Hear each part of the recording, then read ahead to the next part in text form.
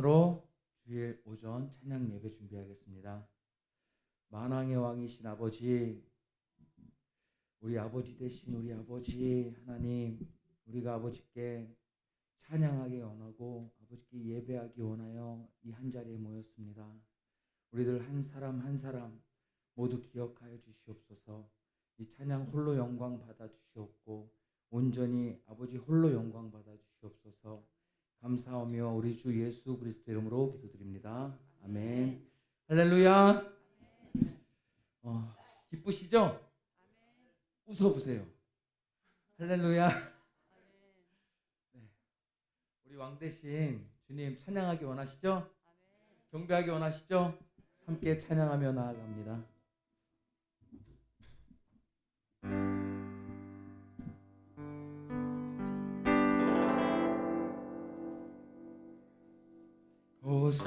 호산나 호산나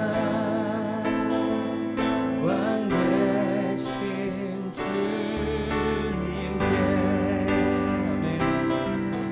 호산나 호산나 왕 되신 주님께 호산나 호산나 호산나 호산나 왕 되신 주님께 한 번 더 찬양합니다. 호산나 호산나 왕 되신 주님께 광대하신 주님 찬양합니다.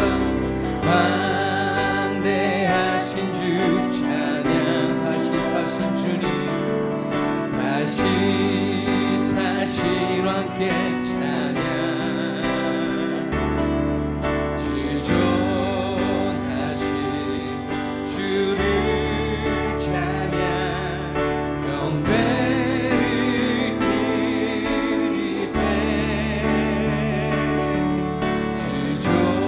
주존하신 주를 찬양 경배를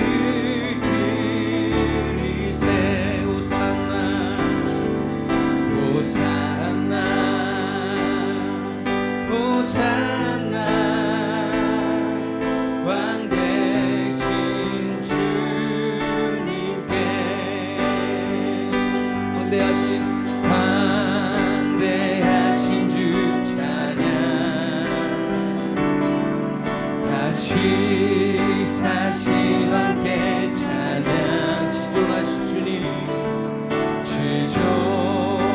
지존하신 주를 찬양 경배를 드리세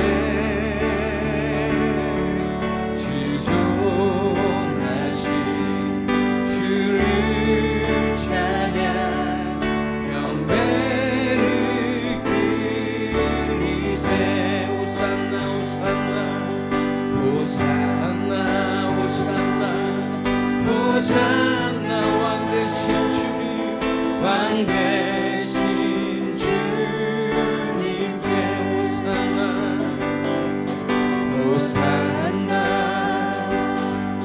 호산나 왕 되신 주님께 기쁨으로 찬양합니다. 호산나 호산나 호산나 높은 곳에서 박수치면서 호산나 호산나 호산나 높은 곳에서 주의 이름 높여 주의 이름 높여 다 찬양하라 다 찬양하라 귀하신 주 하나님 귀하신 주 나의 하나님 주님께 영광 돌 영광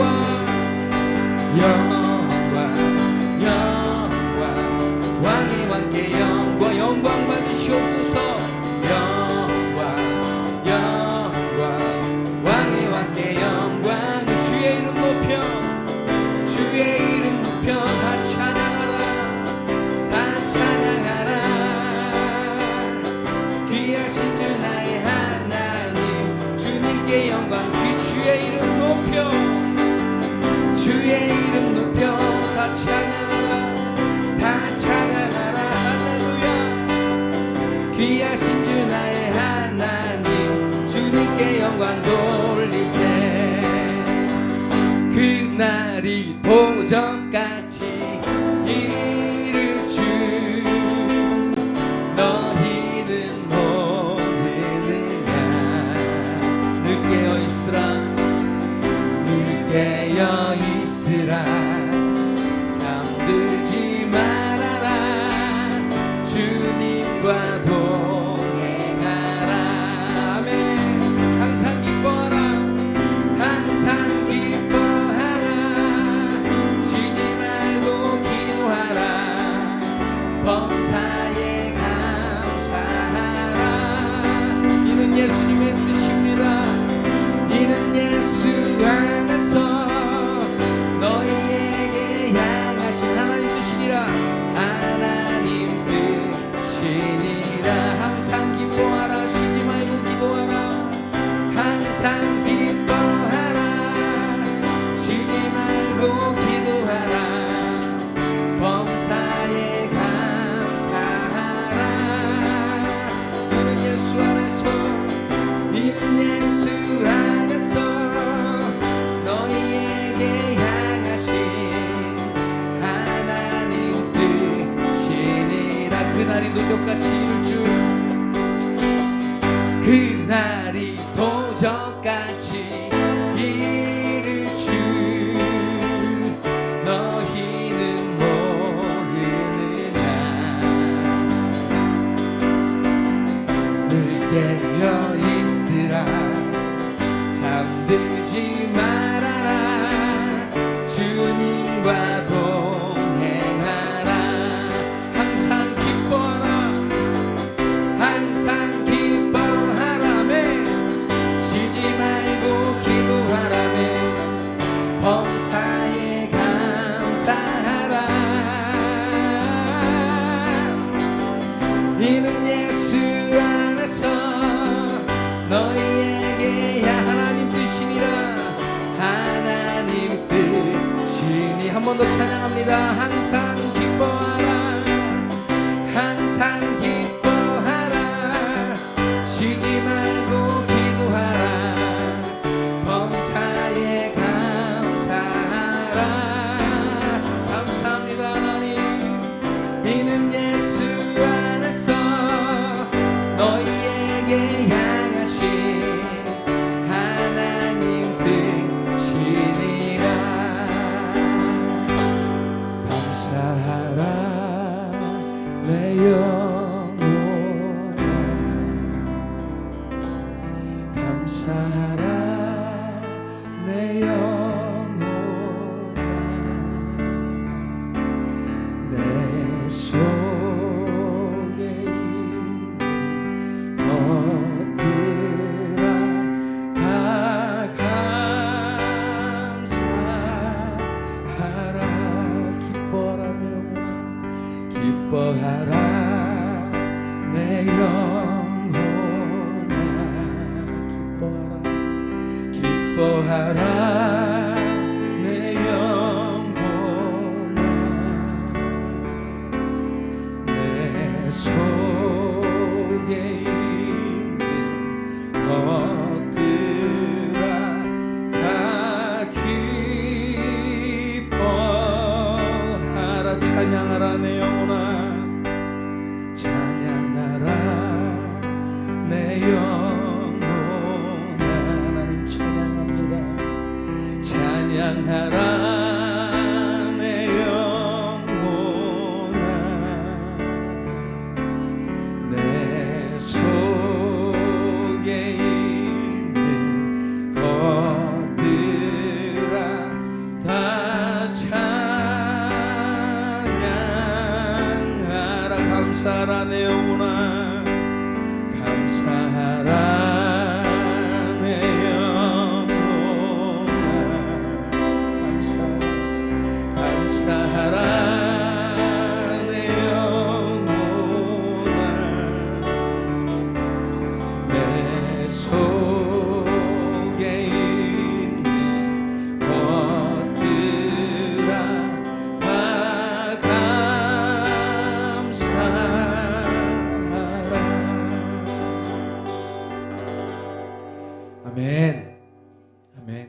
감사합니다. 하나님을 찬양합니다.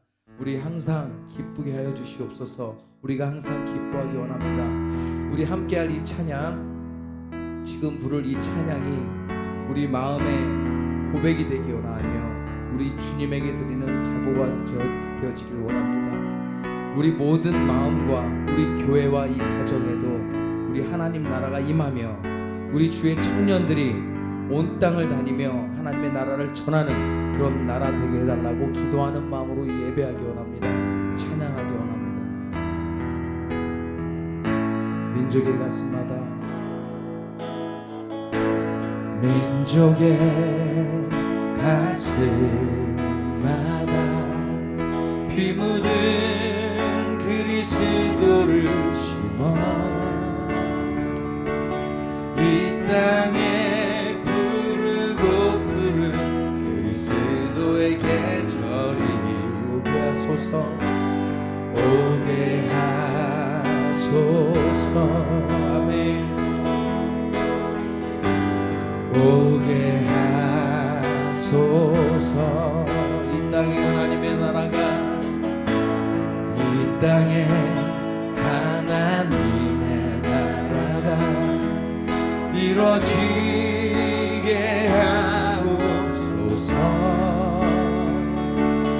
모든 사람의 마음과 교회와 가정에도 하나님 나라가 임하게 하여 주소 주의 청년들이 예수의 꿈을 꾸고 구원의 환상을 보게 하소서 한 손엔 복음 들고 한 손엔 사랑을 들고 온 땅 구석 누리는 나라 되게 하소 주의 청년들이 예수의 꿈을 꾸고 이루 구원의 환상을 보게 한 손엔 복음 들고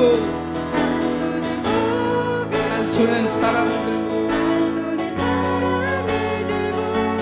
온 땅 구석 누비는 나라 되게 하소서 이 땅 구석구석에서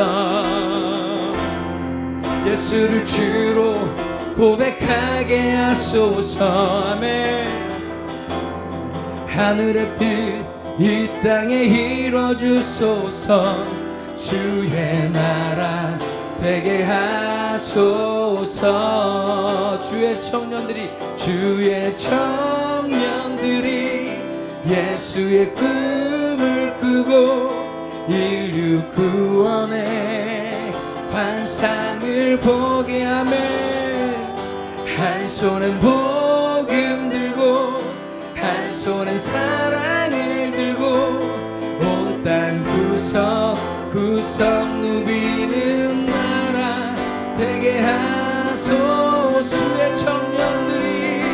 주의 청년들이 예수의 꿈을 꾸고 인류 구원의 환상을 보게 하소서 한 손은 복음 들고 한 손은 사랑을 들고 온 땅 구석 누비는 나라 되게 하소서 주의 청년들이 예수의 꿈을 꾸고 인류 구원의 환상을 보게 하소서 한 손엔 복음 들고 한 손엔 사랑을 들고 온 땅 구석 누비는 나라 되게 하소서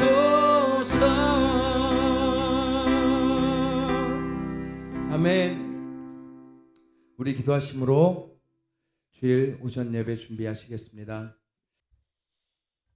할렐루야. 오늘도 하나님의 은혜와 축복이 여러분과 여러분의 가정에 충만하시기를 주의 이름으로 축원을 드립니다. 어제부터 이제 설 연휴가 시작이 됐습니다. 설날, 마음이 설레기 때문에 설날이라고 합니다. 그런데 요즘에 설날은 우리가 설날을 맞이해도 마음이 별로 이렇게 설레지 않습니다. 왜냐하면 벌써 3년째 이제 코로나 상황 속에서 이 설 명절을 맞고 있습니다. 특별히 이번 설 명절은 이제 오미크론이 확산돼서 며칠 전부터 확진자가 15,000명이 넘어가고 어제는 17,542명이라는 많은 숫자의 확진자가 생겼습니다. 방역 당국에서는 아직도 더 많은 확진자가 나올 거라고 예상하고 있습니다. 그리고 이번 설을 맞이해서 정부에서는 설 연휴간에 가족 만나는 것을 최소화하라고 호소하고 있습니다. 이러할 때 정말 어렵고 힘든 이 시기에 우리는 설날을 맞이했습니다. 오늘 이런 상황 속에서 오늘 저는 우리가 아무리 최악의 상황 속에 있다 하더라도 하나님께서는 우리에게 희망을 주시고 또 생명을 주시고 소망을 갖게 하시는 하나님에 대해서 오늘 살펴보면서 함께 은혜를 받기를 원합니다. 때는 기원전 600년 전입니다. 유다 나라는 바벨론의 침략으로 멸망을 당했습니다. 바벨론 군대가 성전의 보물들과 왕궁의 보물들을 몽땅 빼앗아 갔습니다.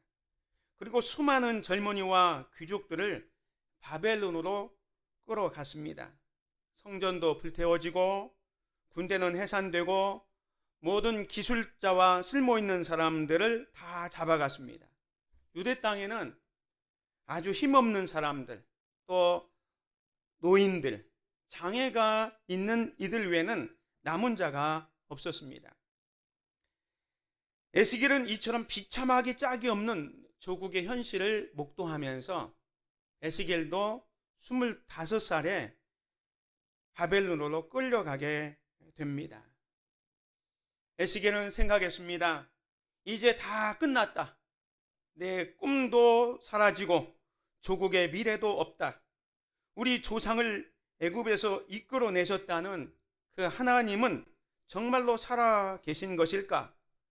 그분은 과연 전능하신가? 그분은 우리가 바벨론에서 겪는 수치와 절망을 아실까? 정말 하나님은 바벨론에서도 우리와 함께 하실까 하는 생각이 꼬리에 꼬리를 물고 이어졌습니다. 그렇게 흔들리고 절망하는 에스겔에게 하나님이 찾아오셨습니다. 그리고 그의 손을 잡아 이끌며 엄청난 비전을 보여주셨습니다. 바로 그때 에스겔이 본 비전이 오늘 우리가 읽은 에스겔 37장의 말씀입니다. 오늘 우리는 에스겔이 절망의 밤에 하나님께서 주셨던 그 비전을 함께 보기를 원합니다. 그 비전을 통해서 하나님께서 오늘 우리에게 약속하시는 것을 깨닫게 되기를 원합니다. 에스겔이 본 비전이 무엇입니까? 하나님께서 에스겔에게 보여준 것을 통해서 말씀하시는 것이 무엇일까요? 이 시간 에스겔이 본 그 비전을 통해서 하나님의 뜻을 찾아보려고 합니다. 다시 한번 생각해 보면 에스겔이 살던 이 시기는 정말로 절망적인 상황이었습니다. 에스겔 개인적인 상황을 보면 에스겔 1장에 보면 30째 넷째 달 초닷새에 내가 그발강가 사로잡힌 자 중에 있을 때에 하늘이 열리며 하나님의 모습이 내게 보이더니 여호야긴 왕이 사로잡힌 지 5년 그달 초닷새라 말하고 있습니다. 에스겔이 하나님의 부름을 받았을 때의 시기를 말하는데 30째 해 에스겔이 30세 되던 때에 하나님의 부름을 받았습니다. 그런데 25세에 포로로 잡혀간 거죠. 그 어떻게 알 수 있냐면 1장 2절에 보면 여호야긴 왕이 사로잡힌 지 5년이라. 이 바벨론으로 포로로 잡혀온 지는 5년이 됐고, 그래서 지금 바벨론에서 5년 동안 살면서 30세가 되었을 때에 하나님께서 에스겔에게 말씀하고 있는 겁니다. 그 당시 상황을 보면 유다는 전 세계의 패권을 놓고 다투던 강대국 아수르와 또 애굽, 그리고 신흥 강대국 바벨론의 사이에 끼어서 조그만 나라가 정말로 고래 싸움에 새우등 터지는 듯이 위에는 아수르, 밑에는 애굽, 그리고 또 이 바벨론이라는 나라가 둘러싸고 있었습니다. 마침내 이 바벨론이 패권을 잡고 이제 예루살렘을 초토화시키면서 수많은 왕족과 귀족과 종교 지도자들을 포로로 끌어가게 됩니다. 3번에 걸친 바벨론의 침공이 있었습니다. 3차례에 걸쳐서 많은 사람들이 바벨론으로 끌려가게 됩니다. 에스겔은 2차 때 바벨론으로 25에 끌려가게 됩니다. 성경에 보면 에스겔은 제사장 가문에서 태어났습니다.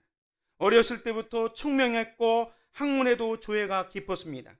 젊은 나이에 깊은 영성과 지혜로운 처신으로 사람들의 존경을 받던 사람이 에스겔이었습니다. 이제 장차 그 나라에서 차세대 리더로서 예루살렘 성전에서 하나님의 백성을 이끌고 갈 영적 리더, 제사장의 사명을 감당해야 할 사람이었습니다. 그래서 마음이 설렜을 겁니다.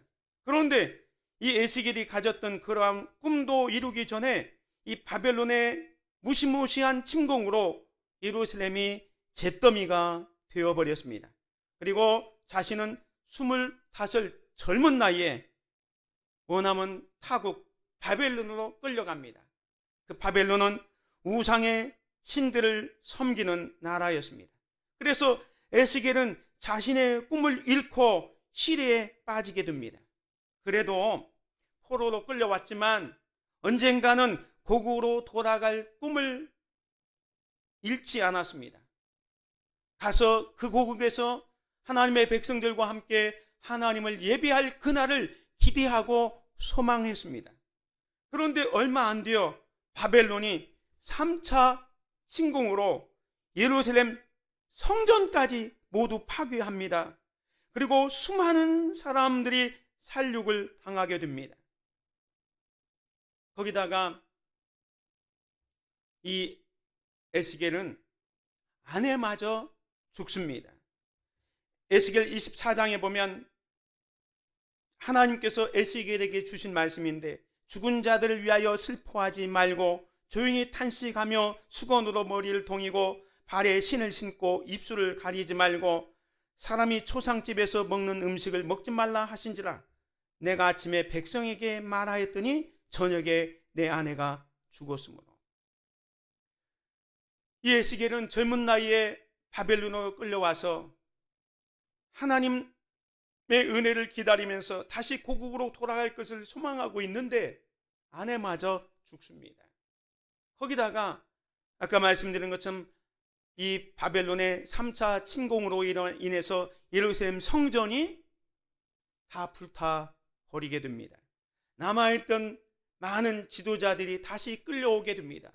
그리고 유다의 마지막 왕 시드기야가 2눈이 뽑혀서 바벨론으로 잡아오는 그 상황이 벌어지게 됩니다. 예레미야 39장에 보면 바벨론의 왕이 리블라에서 시드기야의 눈 앞에서 그의 아들들을 죽였고, 왕이 또 유다의 모든 귀족을 죽였으며 왕이 또 시드기야의 눈을 빼게 하고 바벨론으로 옮기려고 사슬로 결박하였더라. 갈대아인들이 왕궁과 백성의 집을 불사르며 예루살렘 성벽을 헐었고, 에스겔은 1차, 2차, 3차의 바벨론 침공으로 인해서 자기 조국 이스라엘이, 유다가 완전히 멸망해버렸다는 것을 듣게 됩니다. 25세의 젊은 시절에 타국으로 끌려온 지 지금 시기는 오늘 이 아내가 죽었을 때는 이미 나이가 45세 정도 됩니다. 24장 앞에 보면 끌려온 지 19년 10월째라 되겠습니다. 이게 20년이 지났어요. 그러니까 우리가 추산해 보면 이제 40대 후반의 에스겔입니다. 조국도 직장도 사랑하는 가족도 다 없어졌습니다. 그런 상황에서 이 에스겔에게 미래에 대한 소망이나 비전이 있었겠습니까? 전혀 없었을 거예요. 그렇게 낙담하고 절망하고 있는데 그때에 하나님께서 이 에스겔에게 나타나서 한 곳으로 이끌고 가는 겁니다. 그게 오늘 본문의 말씀입니다. 여호와께서 권능으로 내게 임재하시고 그의 영으로 나를 데리고 가서 골짜기 가운데 두셨는데 거기 뼈가 가득하더라. 나를 그 뼈 사방으로 지나가게 하시기로 본즉 그 골짜기 지면에 뼈가 심이 많고 아주 말랐더라. 사랑하는 성도 여러분, 하나님께서 에스겔에게 소망을 주시기 위해서 지금 한 곳으로 이끌고 가는데 에스겔뿐만 아니라 유다 사람 전체의 운명을 바꾸어 놓을 놀라운 비전을 보여주시기 위해서 데리고 간 곳이 어딥니까? 뜻밖의 장소였습니다. 그곳은 사람들이 죽어있는 뼈가 다 말라버려서 골짜기에 가득 찬 무덤의 골짜기로 데려간 것입니다. 오늘 이 말씀을 통해서 우리가 기억해야 될 것은 뭡니까? 하나님께서 에스겔을 통해서 이 골짜기에 마른 뼈들이 가득한 것을 보여준 게 뭐냐면 지금 이 상태가 이스라엘의 영적인 상태다라는 것을 말씀하고 있습니다. 오늘 본문 말씀 11절에 보면 이런 말씀이 있습니다. 1절에서 보여줬던 그 환상이 어떤 뜻인지를 하나님께서 설명해 주고 있는데 또 내게 이르시되 인자야 이 뼈들은 이스라엘 족속이라 그들이 이르기를 우리의 뼈들이 말랐고 우리의 소망이 없어졌으니 우리는 다 멸절되었다 하느니라. 이스라엘은 죽었습니다. 나라가 망했으니 죽은 것입니다. 왕도 없고 군대도 없고 인물도 없고 젊은이도 없고 주권도 없고 남은 것이 거의 없었습니다. 다시 재건할 수 있는 가능성이 없습니다. 바벨론이 보물들은 다 빼앗아 갔습니다. 지혜 있는 자들, 지식 있는 자들, 젊은이들을 다 포로로 잡아갔습니다. 남아있는 것은 불태워버렸고 농사를 지을 수 있는 땅은 일부러 그 땅에 돌을 던져서 황폐하게 만들어 버렸습니다. 이제는 완전히 나라의 운명이 끝났습니다. 그런 상황을 지금 이 마른 뼈가 앙상이 지금 골짜기에 너부러져 있는 상황을 보면서 이 뼈들은 이스라엘 족속이다. 그들이 이르기를 우리의 뼈들이 말랐고 우리의 소망이 없어졌으니 우리는 다 멸절되었다. 그 상황을 보면서 누구도 소망을 가질 수가 없는 상황을 보게 합니다. 사실 이스라엘 백성들은요, 나라가 멸망하기 훨씬 전부터 영적으로는 죽었습니다. 왜냐하면 왕과 지도자들과 모든 백성들이 하나님을 버리고 우상을 숭배하면서 부도덕하게 살면서 죄를 지었습니다. 하나님의 말씀에 불순종했습니다. 하나님께서는 수많은 선지자들 통해서 하나님의 말씀을 전했지만 하나님의 말씀을 올바르게 전하는 선지자들을 잡아 죽이는 일에 앞장섰습니다. 그리고 하나님이 없는 것처럼 그들 마음대로 살아가고 있었기 때문에 사실은 살아있으나 마른 뼈와 같은 그러한 영적인 상태였습니다. 사랑하는 성도 여러분, 지금 저와 여러분이 서 있는 곳은 어떤 곳입니까? 그곳을 지날 때에 여러분 앞에 눈에 들어오는 것은 무엇입니까? 혹시 메마른 삶, 메마른 영혼들을 보고 계십니까? 여러분의 삶은 어떻습니까? 그리고 오늘 우리나라의 현실은 어떻습니까? 오늘 여러분의 가정의 모습은 어떻습니까? 혹시 마른 뼈와 흡사하지는 않습니까? 생명이 사라져 생동감 있게 움직이지 못하고 생명력이 없어서 죽은 사람처럼 굳어져서 무감각하고 무기력하며 말라가고 있는 것은 아닙니까? 이런 자들이, 이런 현상이 우리 주변에는 너무 많고 가득합니다. 그 상태는 아주 말라 있습니다.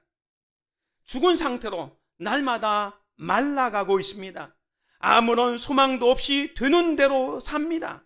삶의 목적도 없이 생명력을 상실한 채 비참하게 죽어가는 사람들이 너무도 많습니다. 특히 구원을 받지 못한 사람들은 숨이 붙어 있어도 영적으로는 마른 뼈와 같은 존재입니다. 영생이 없기 때문에 잠깐 있다가 죽음 앞에 무릎 꿇고 마른 뼈가 되어 모두에게 다 잊혀진 존재가 되고 말 것입니다. 하나님께서 아담과 하와를 창조하시고 에덴 동산에서 살게 하시면서 이 아담과 하와에게 그 에덴 동산에 있는 중앙에 있는 선악을 알게 하는 나무를 먹지 말라 말씀하셨습니다. 먹으면 반드시 죽는다 하셨습니다. 그런데 아담과 하와가 사탄의 유혹에 빠져서 그 선악을 알게 하는 과실을 따먹습니다. 그런데 그들은 죽지 않았습니다. 말도 하고 움직이고 자식을 낳고 할 것 다 했습니다. 그렇다면 그것을 먹는 날에는 반드시 죽는다는 그 하나님의 말씀이 거짓입니까? 아닙니다. 영적인 죽음을 말씀하고 계신 겁니다. 선악과를 먹은 후 아담과 하와는 영적으로 죽었습니다. 하나님과의 친밀한 교제가 단절되었습니다. 하나님의 생명이 그들을 떠난 것입니다. 이처럼 오늘날에도 영적으로 죽은 채 육적인 생명만이 전부인 것을 알고 살아가는 사람들이 많습니다. 마치 마른 뼈와 같은 존재들입니다. 하나님께서 에스겔에게 이 마른 뼈가 가득한 골짜기로 인도해서 그것을 보게 하신 이유가 뭘까요? 그것은 하나님께서 이 뼈들을 다시 살리려는 계획이 있었기 때문입니다. 하나님께서는 마른 뼈 같은 이스라엘을 다시 살리시고 회복하시려는 놀라운 계획이 있으셨습니다. 마찬가지로 하나님께서는 마른 뼈와 같이, 그래서 정말로 골짜기에 너부러져 있는 그 마른 뼈처럼 소망이 없는 절망 가운데 있는 오늘 저와 여러분, 우리의 삶도 하나님께서 회복시키기를 원하십니다. 하나님께서는 마른 뼈같이 생명력 없이 살아가려는 인생들에게 영적인 생명을 불어넣어 다시 살리려고 하십니다. 생명력으로 충만한 사람으로 변화시키려고 하십니다.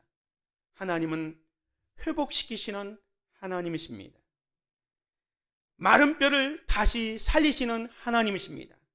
오늘 본문 말씀 3절에서 5절 말씀해 보면 그가 내게 이르시되 인자야 이 뼈들이 능히 살 수 있겠느냐 하시기로 내가 대답하되 주 여호와여 주께서 아시나이다. 또 내게 이르시되 너는 이 모든 뼈에게 대언하여 이르기를 너희 마른 뼈들아 여호와의 말씀을 들을지어다. 주 여호와께서 이 뼈들에게 이같이 말씀하시기를 내가 생기를 너희에게 들어가게 하리니 너희가 살아나리라. 도무지 살 것 같이 않아서 죽어서 아주 바싹 마른 그 마른 뼈들이 살아날 수 있겠느냐고 하나님께서 에스겔에게 질문합니다.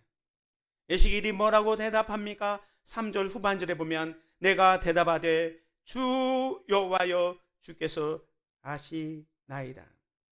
이것은 하나님의 뜻이면 어떤 일도 가능하다는 의미를 포함한 대답입니다. 하나님께서는요, 마른 뼈도 살리시는 분이신 것을 믿으시기 바랍니다. 어떻게 마른 뼈를 다시 살아나게 하십니까? 하나님은 하나님의 말씀으로 마른 뼈를 살리십니다. 오늘 본문 4절에 보면 또 내게 이르시되 너는 이 모든 뼈에게 태어나여 이르기를 너희 마른 뼈들아 여호와의 말씀을 들을지어다 라고 말씀합니다.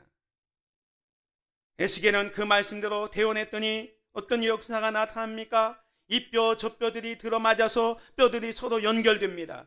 또한 그 뼈에 힘줄이 생겼습니다. 살이 차오르기 시작합니다. 그 위에 피부가 덮입니다. 사람의 형태가 갖추어지게 됩니다. 이런 놀라운 일이 어떻게 가능했을까요? 하나님의 말씀으로 기적이 일어난 겁니다. 말씀으로 죽은 자를 살립니다. 예수님께서도 죽은 자를 살리는 역사를 하실 때에 썩어 냄새가 나는 나사로를 향해서 청년아 나오너라, 나사로야 나오너라 말씀했을 때에 수건을 동인 채로 나사로는 즉시 살아나게 됩니다. 나인성 과부의 아들을 살릴 때도 일어나라 명령했을 때 나인성 과부의 아들이 살아났습니다. 야이로의 딸을 살려줄 때도 다른 사람은 잔다 했지만 예수님은 죽었다 말씀하면서 달리 다굼 말씀을 선포할 때에 죽은 자가 다시 살아났습니다. 하나님의 말씀은요, 죽은 자도 살릴 수 있습니다. 전혀 소망이 없는 것 같지만 하나님의 말씀이 전파되면 죽은 자도 살아난다는 사실을 믿으시기 바랍니다. 요한복음 5장 25절에 보면 진실로 진실로 너에게 이르노니 죽은 자들이 하나님의 아들의 음성을 들을 때가 오나니 곧 이때라 듣는 자는 살아나리라. 영적으로 죽은 자들도 하나님의 말씀을 듣기만 하면 다시 살아나게 될 거라고 말씀하고 있습니다. 사랑하는 성도 여러분, 하나님에게는 능력이 있습니다. 말씀에 능력이 있습니다. 말씀으로 천지를 창조하신 그 하나님이 역사하시면 아무리 불가능한 상황일지라도 죽은 자도 살리는 그 역사로 우리의 삶을 변화시켜주시고 회복시켜 주실 것입니다. 또한 하나님은 성령으로 마른 뼈를 살리십니다. 5절에 보면 주 여호와께서 이 뼈들에게 이같이 말씀하시기를 내가 생기를 너에게 들어가게 하리니 너희가 살아나리라. 첫 번째 에스겔이 하나님의 말씀을 대언해서 뼈들에게 붙어라 했을 때 그 뼈들이 다 붙었고 온몸을 이루었지만 아직 거기에는 생기가 없었습니다. 그런데 이제 두 번째 명령할 때에 그 송장과 같은 그곳에 생기가 드러납니다. 여기 생기라는 말은 루아흐라는 단어인데요, 이것은 바람 또 영이라는 뜻입니다. 성령입니다. 하나님께서 천지를 창조하시고 여섯째 날 인간을 창조하실 때 흙으로 사람을 만드셨습니다. 하나님의 형상대로 만드시고 그 코에 생기를 불어넣으셨습니다. 그게 바로 루아흐입니다. 흙으로 빚었지만 그 빚은 인간의 형상 속에 하나님께서 바람을 불어 넣으심으로 말미암아 살아있는 영이 되게 하셨다는 겁니다. 요한복음 6장 63절에 보면 살리는 것은 영이니 육은 무익하니라. 내가 너에게 이런 말은 영이요 생명이라 말씀을 하셨습니다. 사랑하는 성도 여러분, 심히 마른 뼈 같은 사람도 하나님의 말씀이 전파되고 하나님의 성령이 들어가면 살아납니다. 말씀이 전파되고 성령의 생기가 들어갈 때 다시 살아나게 된다는 사실을 믿으시기 바랍니다. 오늘 저와 여러분들은 이 말씀을 통해서 우리의 삶 속에 절망과 낙심과 힘든 어려운 상황 속에 있을 때 정말로 마른 뼈가 변하여 큰 군대가 되는 그런 은혜를 경험하려면 어떻게 해야 할까요? 믿음과 순종으로 이 회복의 은총을 경험할 수가 있습니다. 마른 뼈가 살아나는 은총을 얻으려면 첫 번째로 하나님의 능력을 믿어야 합니다. 에스겔 37장 3절에 보면 에스겔을 그 마른 뼈가 가득한 골짜기로 데려가서 그것을 보여주면서 이렇게 질문합니다. 그가 내게 이르시되 인자야 이 뼈들이 능히 살 수 있겠느냐? 이 질문을 하시는 것을 보면 우리가 인간적으로 보면 상식적으로 생각해 보면 사방의 뼈들이 다 너부러져 있고 이것이 바짝 말라 있기 때문에 정말로 우리의 지식이나 경험이나 상식으로는 도저히 불가능한 상황입니다. 그런데 하나님께서 이것을 질문합니다. 이 뼈들이 능히 살 수 있겠느냐?